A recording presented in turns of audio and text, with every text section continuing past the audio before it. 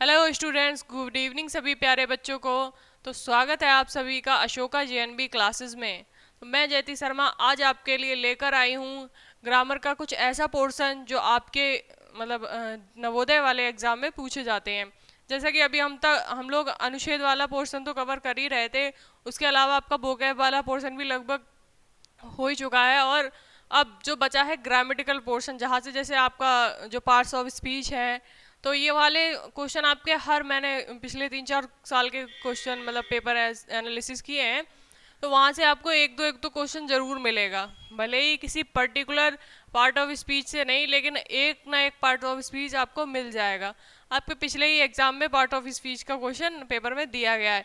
तो ध्यान से इस क्लास को अटेंड करिएगा, क्योंकि आज हम लोग शुरुआत करेंगे कि पार्ट्स ऑफ स्पीच मतलब कितने टाइप के होते हैं। तो सबसे पहला टाइप आज हम लोग पढ़ेंगे, ठीक है। पार्ट्स ऑफ स्पीच सभी को पता होगा कि कितने प्रकार के होते हैं, सबको पता है 8 प्रकार के होते हैं, जिसमें सबसे पहला प्रकार होता है संज्ञा, जो आज हम सब पढ़ेंगे। ठीक है ना। मैं आपको बताऊंगी कि संज्ञा क्या होती है, संज्ञा की क्या परिभाषा होती है, और क्या क्या संज्ञा के प्रकार होते हैं, और जिस तरह से आप लोग कोई भी एग्जाम्पल आ जाए तो आपको रिलेट करने में कोई दिक्कत ना हो कि हाँ ये एग्जाम्पल संज्ञा का है या सर्वनाम का है या विशेषण का है। ठीक है ना। तो आपको कोई इस तरह की परेशानी नहीं होगी। तो चलिए सबसे पहले शुरू करते हैं कि ये संज्ञा आखिरकार होती क्या है। ठीक है। तो संज्ञा के लिए सबसे पहले संज्ञा की डेफिनेशन की तरफ चलते हैं। तो आप सभी देख रहे होंगे आपके बोर्ड पर ये क्वेश्चन आ गया कि संज्ञा क्या होती है, और यहाँ तक कि मुझे पता है लगभग लगभग सभी बच्चों को इसकी डेफिनेशन भी पता होगी। तो सबसे पहले समझ लो संज्ञा क्या होती है। किसी वस्तु, स्थान, भाव, गुण, किसी व्यक्ति आदि का बोध कराने वाले शब्द क्या कहलाते हैं? संज्ञा। जैसे क्या हो गया आपका हरि। तो हरि क्या है बच्चों? किसी का नाम है। ठीक है। मैंने मान लो क्लास में किसी बच्चे का नाम ले लिया, जैसे मोहम्मद तालिब है, तो ये क्या है? ये किसी का नाम है, तो ये भी क्या हो गया? संज्ञा हो जाएगा। ऐसे ही मान लो लिखा हुआ है जैसे मेज है आपका, तो मेज क्या हो गया? वस्तु हो गई। ये क्या हो गया? किसी के व्यक्तियों के नाम, व्यक्ति। और ये क्या हो गई? मेज हो गया और कुर्सी हो गया, तो ये क्या हो गया बच्चों? वस्तु। सही है ना। और इसी हिसाब से आपका जैसे मान लो लिखा हुआ है, अगला एग्जाम्पल है मुंबई गांव, और किसी जगह का नाम ले लिया, मानो लिख दिया घर, लिख दिया। ठीक है। तो ये क्या है? ये सब क्या है? अभी आपने पढ़ा ना स्थानों के नाम, तो ये क्या है? स्थान है, या मतलब किसी जगह का नाम, वो भी क्या हो जाएगा? संज्ञा हो जाएगा। ऐसे ही आपका बाकी बचा ईमानदारी हो गया, ईमानदारी, अच्छाई, बुराई। तो ये क्या हो गए? अब ये क्या हो गए? ये भाव हो गए। जैसे मैं बहुत ईमानदार हूँ, तो ईमानदारी एक विशेषण हो गया, लेकिन ईमानदारी मेरे पास क्या है? मैं अपना काम बहुत ईमानदारी से करती हूँ, तो ये क्या हो गया? मेरे अंदर का भाव हो गया ईमानदारी। और ईमानदार किसी पर्टिकुलर इंसान को कह सकते हैं सीधे सीधे, लेकिन ईमानदारी कहाँ यूज होती है? जब कोई काम कर रहा होगा ईमानदारी से। ठीक है। ऐसे ही अच्छा ही हो गया आपका। ठीक है। और बाकी एक बुढ़ापा, ये एक अवस्था होती है, और ये भी क्या है? संज्ञा है। सही है ना। यहाँ पे लिखा नहीं है किसी अवस्था का। ऐसे इंग्लिश वाले बच्चे देखो आपकी डेफिनेशन क्या हो जाएगी? A word that is name of the person, thing, place, emotion, quality, etc. जो भी नेम होते हैं, जैसे किस किस के हो गए? किसी व्यक्ति के हो गए, मतलब किसी पर्सन के, थिंग मतलब कोई वस्तु किसी प्रकार से, या प्लेस मतलब कोई जगह, और इमोशन मतलब हमारे भाव। ठीक है। और बाकी क्वालिटी तो आपको पता ही है, उसके गुण। ठीक है। मैं जैसे कि किसी के अंदर बहुत अच्छी चीज़ है, अच्छाई है, और कोई बहुत बुराई से काम करता है, तो वो क्या होगा? उसके अंदर के गुण हो गए। ठीक है। तो इस तरह से आपको इंग्लिश वाले बच्चों को भी कोई दिक्कत नहीं होगी ना। इंग्लिश वाले बच्चे भी एग्जाम्पल देखो बच्चों सेम रहेंगे, बस मान लो हरी को इंग्लिश में हरी को तो ही लिखा जाएगा ना, या तालिब को इंग्लिश में तालिब ही लिखेंगे ना। मेज को क्या? टेबल बोल देंगे बस। ठीक है। कुर्सी को क्या बोल देंगे? चेयर। और ईमानदारी को क्या बोलते हैं बच्चों? हॉनेस्टी। ऑनेस्टी, हॉनेस्टी नहीं होता, ऑनेस्टी होता है। और अच्छाई को क्या बोल देंगे बच्चों? गुडनेस। और बुढ़ापा को बोलते हैं ओल्ड एज। मुंबई को मुंबई बोलेंगे, गांव को चलो विलेज लिख दिया, और घर को क्या बोलेंगे, होम, हाउस, या कुछ भी बोल सकते हो। तो इस तरह से अगर इंग्लिश वाले बच्चों को कोई भी क्वेश्चन में डाउट लगे तो इस तरह से देख सकते हैं। हो सकता है कुछ चीज़ें एज इट इज मिल जाए, जैसे किसी का नाम होगा तो वो आपको हिंदी इंग्लिश दोनों में सेम मिलेगा, और अगर किसी जगह का नाम होगा तो भी आपको हिंदी इंग्लिश सभी में सेम मिलेगा। लेकिन किसी वस्तु का नाम होगा तो आपको अलग अलग चीज़ें देखने को मिल सकती हैं, ठीक है ना। तो बस यहाँ पे इतना ही ध्यान देना है आपको। और क्वेश्चन किस तरीके से पूछ सकता है वो मैं आपको बता देती हूँ एक बार, जिससे कि आपको इसमें भी कोई डाउट ना रहे, क्योंकि डायरेक्टली तो नहीं पूछेगा बच्चों, ठीक है। तो यहाँ पे ऐसे क्वेश्चन दे देगा आपको, मान लो लिखेगा मैं आगरा में रहता हूँ,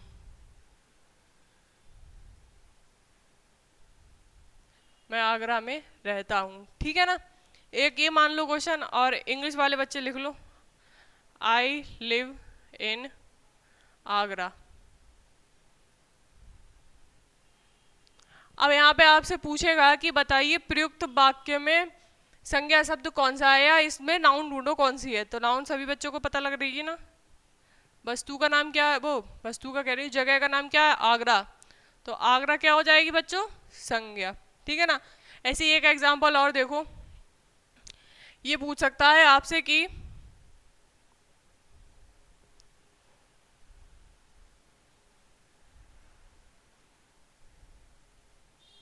मेरे भाई मुनीश बहुत अच्छे,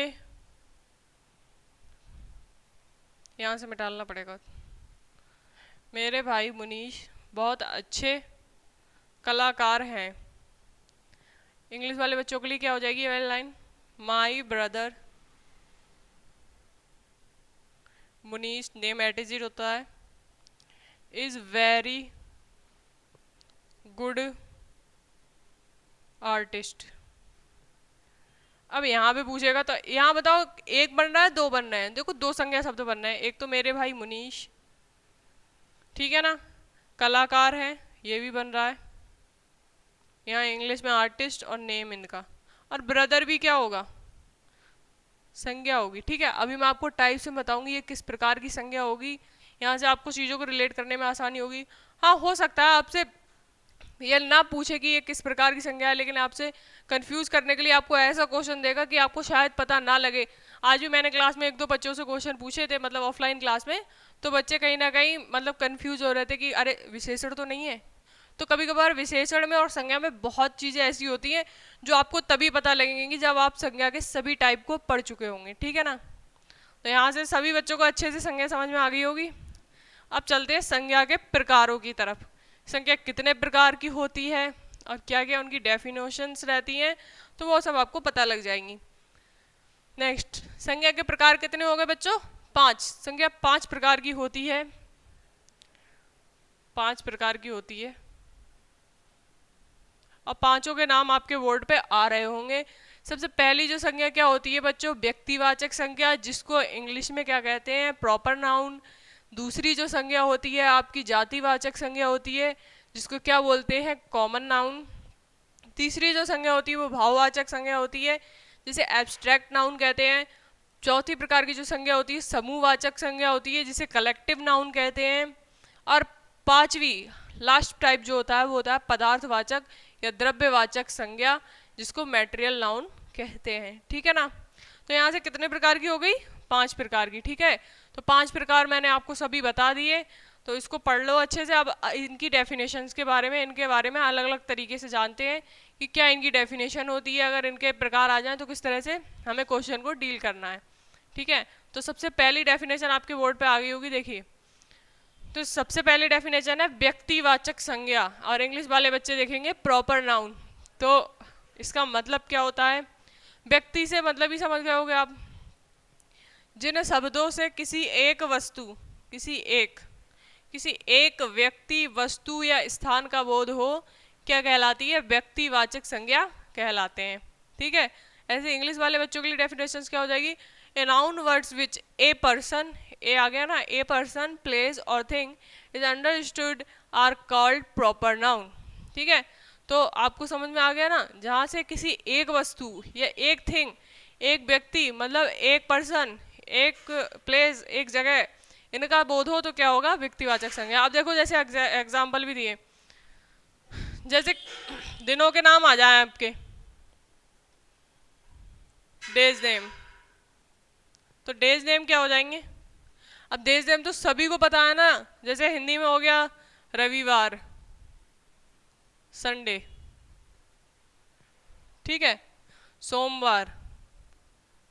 तो इसी तरह से जो भी सातों दिन है, मंडे, क्या है ये सब, किस प्रकार की संज्ञा है, व्यक्तिवाचक संज्ञा है भाई। दिनों के नाम कोई अलग अलग थोड़ी होते हैं, या दो दिन अच्छा ये बताओ, रविवार कभी 2 दिनों में घटा है, एक ही दिन का होता है, 24 घंटे के होते हैं सातों दिन। कोई भी दिन ऐसा है कि जो 25 घंटों में घटाओ, या मतलब 48 घंटे का समय ले लिया हो, 2 दिन में कंप्लीट हो रहा हो, तो ऐसा नहीं है। यहाँ क्या हो रहा है, सिर्फ एक ही तो है, रविवार एक ही है ना, सोमवार भी एक ही है, तो ये क्या है, दिनों के नाम है जो एक ही एक बार आते हैं, ठीक है।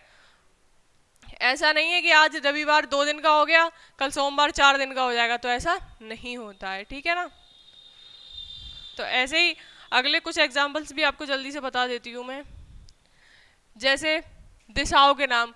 अब दिशाएं कितनी हैं, अभी आपको पता है 4 दिशाएं हैं, ठीक है, और वैसे 10 दिशाएं होती हैं, 10 नाम होते हैं, तो टोटल मिलाकर 10 दिशाओं से 11वीं दिशा आज तक ना बनी है ना होगी। तो ये व्यक्तिवाचक संज्ञा में ही आएंगी वो 10 दिशाएं, क्योंकि ना 10 से 11 हो सकती हैं, ना ही 10 से 9 हो सकती हैं, ठीक है ना।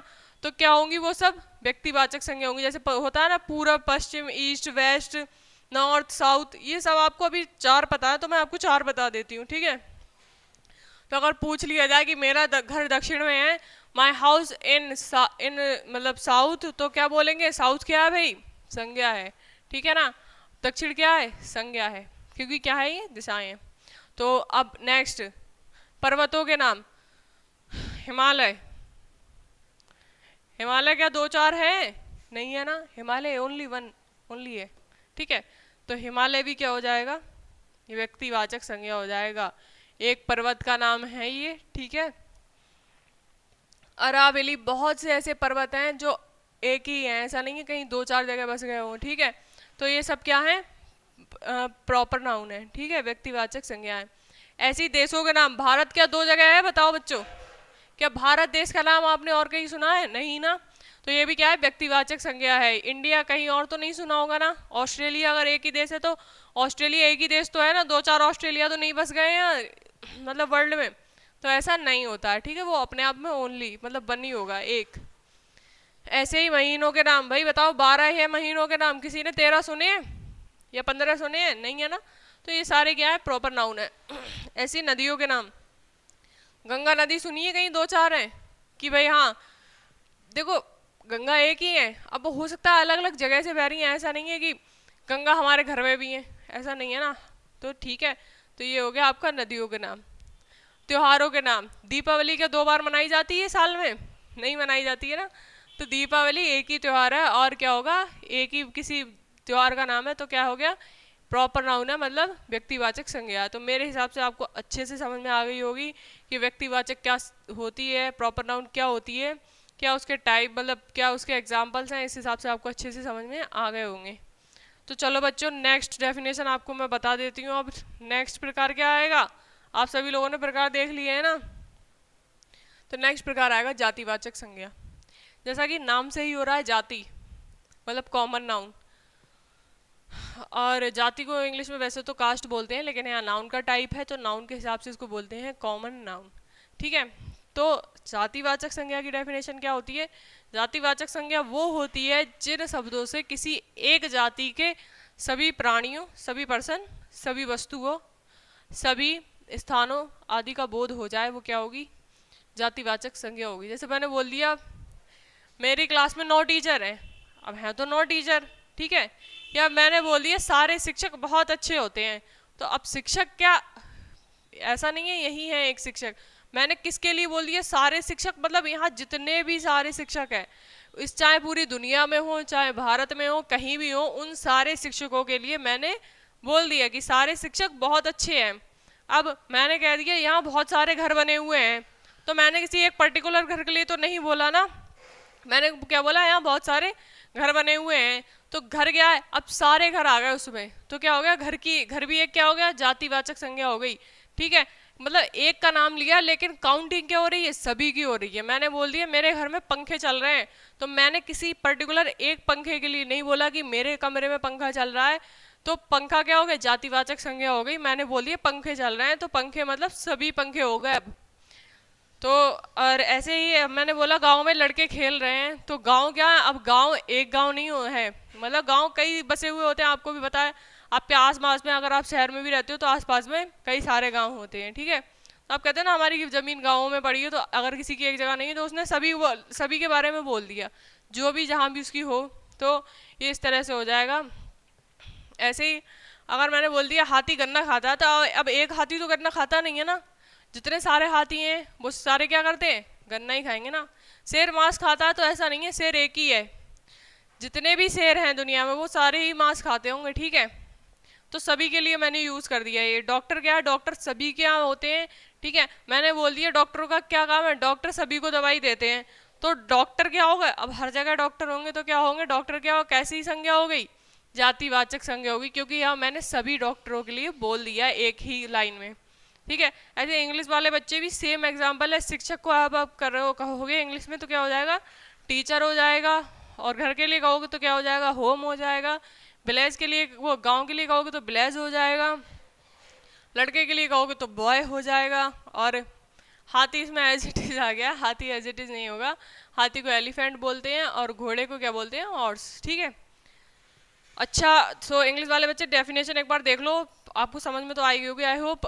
ए common noun is a type of noun on naming word that is use to refer a group of similar things such as people place और थिंग। मतलब एक ही नाम है उनका लेकिन सभी प्रकार की चीज़ों में आ गया।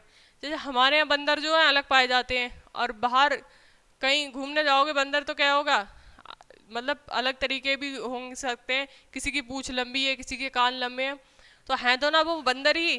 ठीक है, सिमिलर थिंग ही होती है उनमें।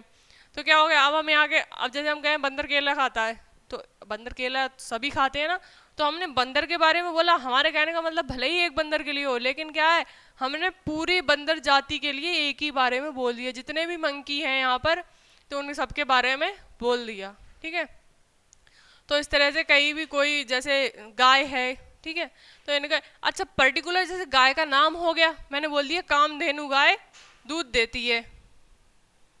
ठीक है, कामधेनु गाय दूध देती है। ठीक है, और इंग्लिश में हो जाएगा कामधेनु काउ गिव्स मिल्क। तो अब यहाँ क्या हो जाएगा, देखो कामधेनु, अब ये क्या है, गाय का नाम है, तो ये कौन सी संज्ञा हो गई, व्यक्तिवाचक संज्ञा हो गई। कामधेनु क्या है, एक ही तो है, मेरे पास तो ये है भाई, पड़ोस में तो गाय का नाम कामधेनु रख नहीं दिया होगा, तो क्या है, कामधेनु एक ही है। मैंने अपनी गाय का नाम रखा है, भले ही पास में किसी की हो या ना हो, मुझे उससे कोई मतलब नहीं है। मैंने किसके लिए बोला, अभी किसको कॉल किया है, अपनी गाय कामधेनु के लिए। ऐसे ही लेकिन मैंने बोला कामधेनु गाय, तो यहाँ गाय बहुत सी हो सकती हैं। ठीक है ना, तो ये क्या हो गई, ये जातिवाचक संज्ञा हो गई और ये व्यक्तिवाचक। ठीक है, तो ये व्यक्तिवाचक और ये जातिवाचक, समझ गए ना अच्छे से। मिल्क वाला मैटर आगे समझेंगे, मिल्क कौन सी संज्ञा है। चलो ये भी अच्छे समझ में आ गई होगी। नेक्स्ट टाइप देख लो, तीसरे प्रकार की संज्ञा क्या कौन सी होती है। तीसरी प्रकार की संज्ञा है भाववाचक संज्ञा, जिसको बोलते हैं एब्स्ट्रैक्ट नाउन। एब्स्ट्रैक्ट नाउन क्या होती है, क्या इसकी परिभाषा है, पहले हिंदी वाले बच्चे समझ लेते हैं। जिन संज्ञा शब्दों से किसी के गुण, दशा, ये स्थिति, दशा मतलब स्थिति होती है, भाव आदि का बोध हो, क्या कहलाते हैं, भाववाचक संज्ञा कहलाते हैं। सही है ना, जैसे अच्छाई, आज़ादी, ईमानदारी, बचपन, गर्व, ऊंचाई, सफलता। उसके अलावा नेक्स्ट इंग्लिश वाले बच्चों, a noun is that refer to something, relationship, ideas, quality, feeling are called abstract noun as goodness, freedom, honesty, childhood, proud, height और सक्सेस। ठीक है, मान लो एग्जाम्पल आ गया आपको,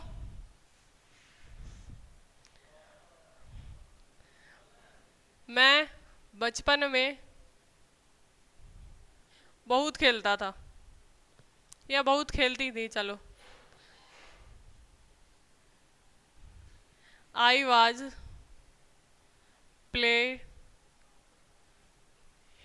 इन माई चाइल्डहुड। तो क्या हो गया, अब बचपन क्या हो गया, ये चाइल्डहुड क्या हो गया, संज्ञा। कौन सी संज्ञा, भाववाचक संज्ञा, ठीक है। क्योंकि डायरेक्ट अब भाववाचक संज्ञाओं की एक निशानी होती है कि ये आपको ना सुनाई देंगी ना दिखाई देंगी। मतलब जो पांचों ज्ञानेंद्रियां होती हैं, इंग्लिश में आप कुछ भी बोल सकते हो, मुझे नाम ध्यान नहीं आ रहा है सेम, तो ना आप उसको देख सकते हो, नेवर सी, ठीक है। हेयर मतलब सुन नहीं सकते हो, सूंघ नहीं सकते हो, स्मेल नहीं कर सकते हो, ना ही उन्हें कोई टेस्ट कर सकते हो। मतलब जीभ होती है ना, टेस्ट स्मेल्ट नहीं कर सकते हो, टेस्ट नहीं कर सकते हो। तो बताओ बचपन में कोई टेस्ट, मतलब बचपन को कोई टेस्ट कर सकता है, कैसा था। बचपन को सिर्फ इमेजिन कर सकते हो, बस सोच सकते हो कि हाँ ऐसा था, बस। ना आप उसको देख सकते हो अभी कि आप चाहो अरे मैं अपनी बचपन के अभी जो मेरे दिमाग में चल रहा है वो बचपन मेरे सामने पिक्चर बन के आ जाए, तो ऐसा नहीं हो सकता, ठीक है। कि आपके सामने आपका बचपन लाइव चल रहा हो और आप बैठे हो, ऐसा नहीं हो सकता। आप बस उसको इमेजिन, इसको सोच सकते हो, वो आपके अंदर का एक भाव है, ठीक है।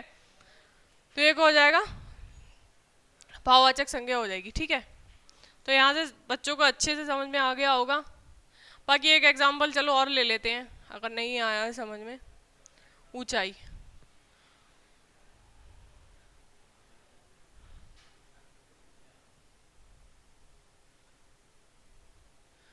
कमरे की ऊंचाई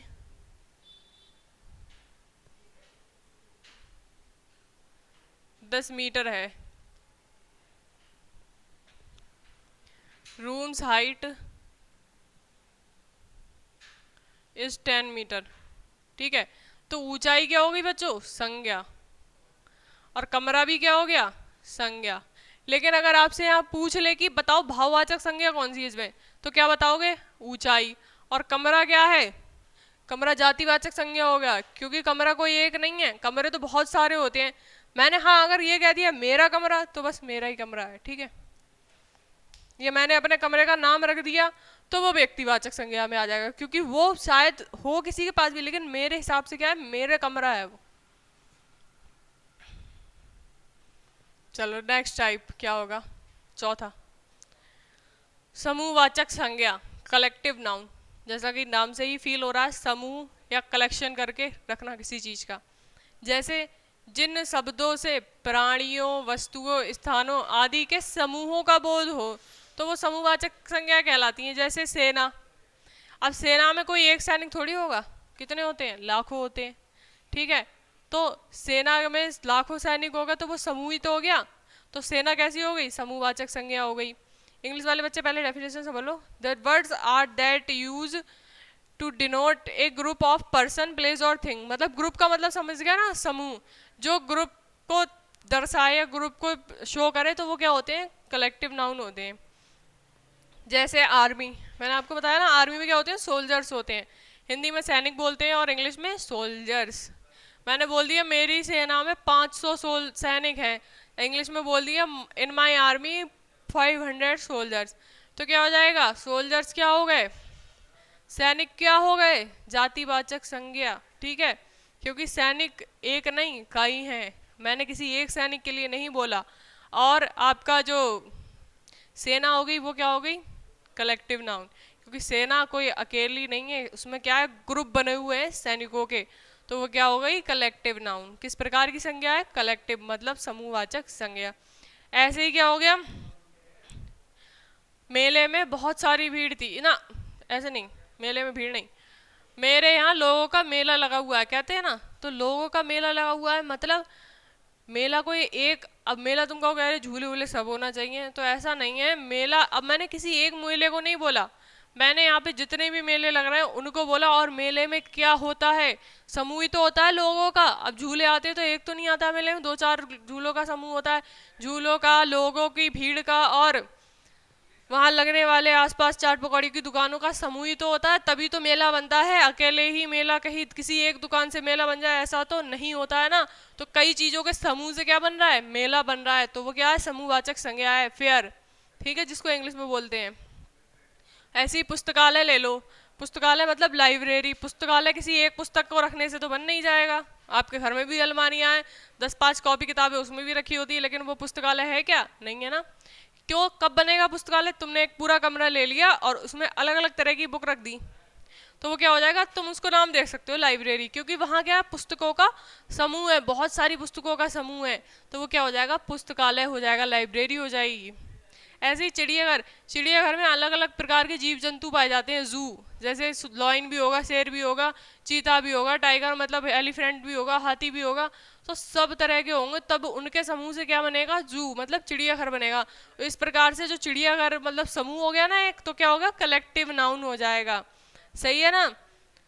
तो ये क्या है, समूहवाचक संज्ञा हो जाएगी। सही है ना, यहाँ से अच्छे से समझ में आ गया। अच्छा, अब एक इसका एग्जाम्पल ले लो।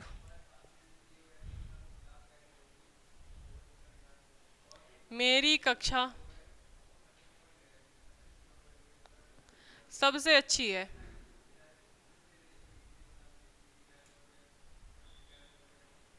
माई क्लास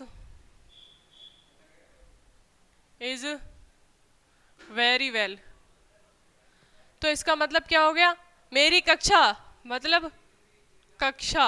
अब मेरी कक्षा में मैं तो अकेली हूँ नहीं ना, मेरी कक्षा में कौन है, मेरे दोस्त भी हैं, नहीं भी हैं तो वो भी भाई बच्चे पढ़ने आए हैं तो वो भी तो है ना, बच्चे तो हैं ही बहुत सारे।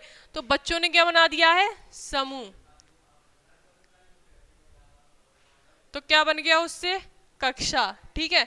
तो अब कक्षा क्या हो गई, समूहवाचक संज्ञा। क्लास, क्लास में क्या होते हैं बच्चों, स्टूडेंट्स, तभी तो कक्षा बनेगी। या तुम सिर्फ अकेले जाकर क्लास में बैठ जाओगे तब कक्षा बना लोगे, ऐसा नहीं होगा ना, ठीक है। तो आई होप ये भी अच्छे से समझ में आ गया होगा। अब लास्ट टाइप बचा, उसको भी अच्छे से पढ़ लो ताकि तुम्हारा कोई भी कंफ्यूजन ना बचे।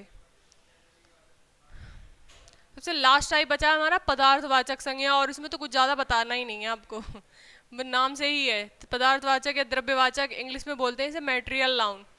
किसी भी प्रकार के मटेरियल का अगर नाम आ गया तो क्या हो गया, मटेरियल नाउन हो जाएगी। जैसे जिन संज्ञा शब्दों से किसी धातु अथवा पदार्थ के बोध हो तो वो क्या होंगे, पदार्थवाचक संज्ञा हो जाएंगे। ऐसे इंग्लिश वाले बच्चे, is the name of matter और substance of which other thing और मेड, जो किसी और थिंग से भी बने हो, ऐसा नहीं है धातुओं से ही बने हो कि लोहे से बना है तो लोहे से बनी हुई सारी वस्तुएं क्या है, मेटेरियल नाउन है, पदार्थवाचक संज्ञा है, ठीक है। मैंने बोल दिया मेरे घर में क्या है, लोहे की किवाड़ लगी हुई है, तो वो क्या है, लोहा क्या है, पदार्थवाचक संज्ञा है, सही है ना। मैंने कहा मेरे पास जूते किसके हैं, चमड़े के हैं, तो चमड़ा क्या है, पदार्थवाचक संज्ञा है। मैंने कहा मेरे घर पे क्या है, 1 किलो घी रखा हुआ है, तो घी क्या है, पदार्थवाचक संज्ञा है, सही है ना। आप पढ़ते हो ना ठोस द्रव गैस, इसमें साइंस में लिक्विड और सॉलिड, और आपका गैस को गैस ही बोलते हैं शायद। तो ये क्या होते हैं आपके जो सॉलिड, लिक्विड और गैस होते हैं ना, ये तीनों टाइप की जो भी जितनी भी वस्तु होती है वो क्या होती है, पदार्थवाचक संज्ञा होती है, मटेरियल नाउन होती है। जैसे लिखा हुआ है मैंने कागज की नाव बनाई,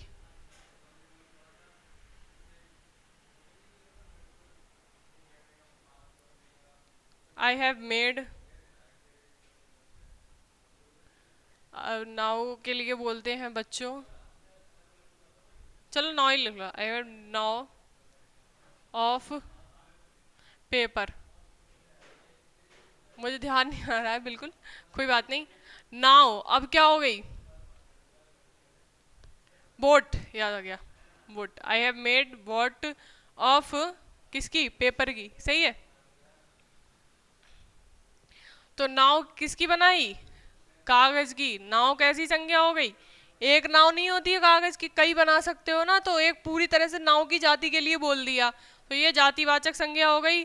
पेपर, कागज क्या है, द्रव्य है, पेपर क्या है, मैटर है, ठीक है, पदार्थ है, तो क्या हो जाएगा, मैटेरियल नाउन या पदार्थवाचक संज्ञा हो जाएगा कागज। समझ गया ना। एक एग्जाम्पल और दूं?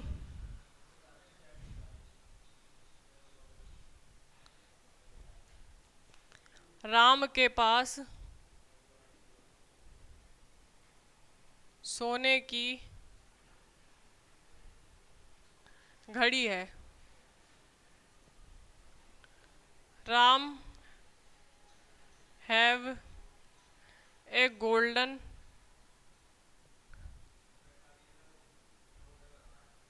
वॉच। सही है।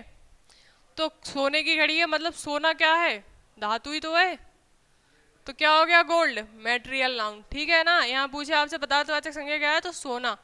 सही है। और राम क्या हो जाएगा, व्यक्तिवाचक संज्ञा, किसी एक व्यक्ति का नाम हो गया ना।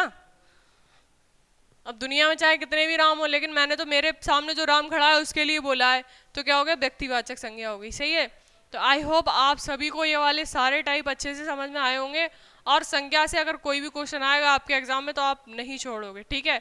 अगर किसी के मन में फिर भी कोई डाउट रह गया है तो वो प्लीज़ कमेंट में पूछ सकता है, या टेलीग्राम ग्रुप पे कॉल करके भी पूछ सकता है। सही है ना। आज के लिए बच्चों इतना ही। अगले प्रकार में आपको सर्वनाम पढ़ाएंगे, सर्वनाम कितने प्रकार की होती हैं, क्या उसके भेद होते हैं, किस तरह से उसको अलग अलग करना है, क्या डिफरेंसेस होते हैं सभी प्रकार की सर्वनामों में, तो वो आपको बताएंगे। तब तक के लिए स्वस्थ रहिए, खुश रहिए। Bye bye, good night.